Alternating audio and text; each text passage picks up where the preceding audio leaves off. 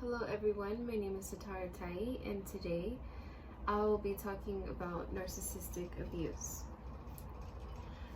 I've seen lately in our society narcissism becoming something that is more aware to people now, and it seems like also in our society that we're seeing more of it because of the way our society is shaped, and not only just our society but also I greatly believe how we are raised as individuals has a lot to do with the person that we are.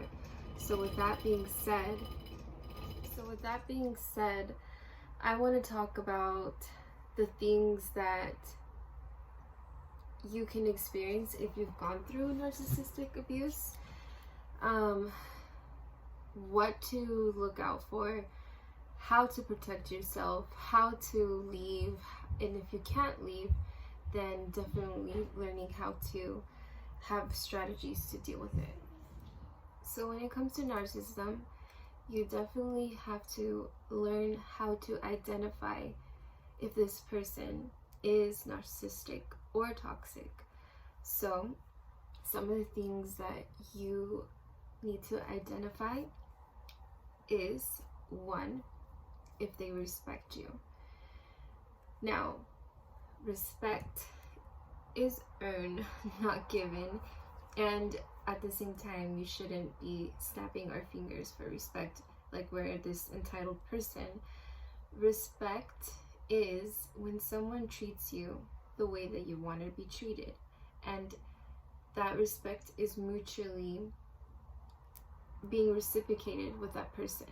Now, you know you're being disrespected when that person constantly is not accepting you for who you are, putting you down, blaming you for everything, criticizing you for everything. Now, criticizing, there's constructive criticism, right? Where somebody gives you insight on something that maybe you weren't aware of, and they let you know, hey, I thought this was great. I just wanted to mention next time, like, maybe you should add this. But so with constructive criticism, they're telling you that because they are trying to help you to better yourself. But when the narcissist or toxic person is criticizing you, it's more of trying to put you down. And it could be as simple as maybe just criticizing the way your hair looks or criticizing you for the way that you think, your values, your beliefs, and just the things that you like. And if they are disrespecting you in that way, they really don't want to see you for the person that you are and the person that you greatly should be. And another thing with disrespect is if they're name calling you, if they're calling you a bitch, if they are saying you're a slut, or they're saying, just really unkind words.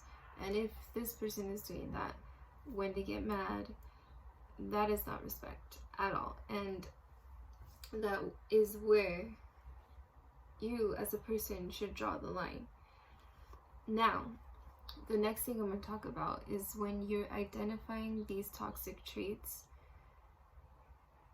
you have to make sure that you have a strategy to leave, because you can't stay with this person. And if you are staying with this person, it's because of reasons that I hate to say it, but sadly they have, like, financial issues. If you have a person that is toxic or that is narcissistic, and you rely on this person for money or a home and shelter because you don't have anywhere else to go, this is where it gets tricky. I mean, it doesn't mean that you can't learn ways to deal with it. So if you're in the situation, please remember that you have to take care of yourself first when you're around this person, because eventually you are going to be drained. You are going to be less of yourself, and that shine that you've had before as a person, that shine and that glow that you had, that they fell in love with when they first met you, is just stripping away. So you need to have time for you and do more things that you love and things that make you happy. And most importantly, if you're financially dependent on that person, you are going to have a plan. If you want to leave, you're going to have a plan to maybe go back to school. You're going to have a plan to have a better job, save up money, have things going on for yourself. Do not rely on this person. That's a big no-no, because they know they have you in the palm of their hand. So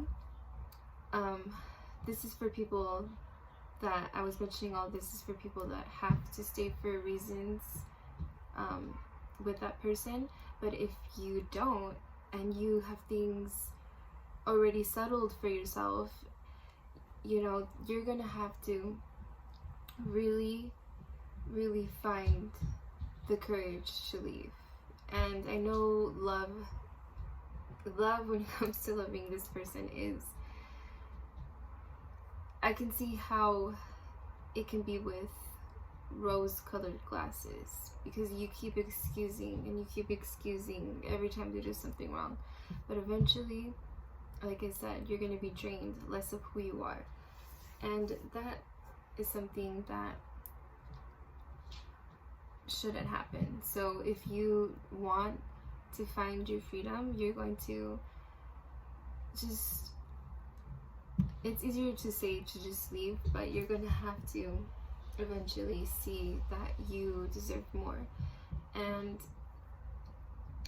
the same thing applies to, like, just focus on yourself, do more things that you love, and start taking care of yourself. Because I know for a fact that when you're with the toxic or narcissistic person, you start to become sick, you start to have physical pains, you start to be more sad, and this is why it's so crucial for you to have self-care. As a person that has struggled with this myself, I had a very bad upbringing. I had a father that hasn't been diagnosed with narcissism, but I know for 100% sure that that he is and was abusive towards me. You gotta find your light, because it's really hard when people in your family they don't see what you're talking about, and you almost feel crazy because they don't see the person like you do, because they've manipulated them and they've manipulated how you look to them.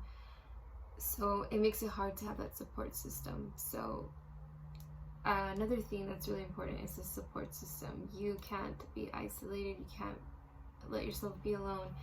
And if you like time alone, that's great, but make sure that you have people around you that support you and love you and want the best for you. For me, it was really hard, I'm not gonna lie. I really didn't have anyone, and I had to pull through regardless of having no one. I've had one specific friend that I can go to and vent to, but you know, try to find and surround yourself with people that really care for you. It's super important. Find time to love yourself again, because when you found this person, I don't want to sound rude or come off in a very harsh way, but for me, I know 100% as well, when I was in relationships that weren't good for me, it was because of my self-esteem, and I still struggle with this till today. This is the thing with toxic and narcissistic people. They sense your vulnerability, they sense your weaknesses, they sense your insecurities, and they also see the positive in you, which is that you are empathetic, sensitive, maybe a very positive and cheerful person. And just do more of what you love. If you love to paint. If you love to sing.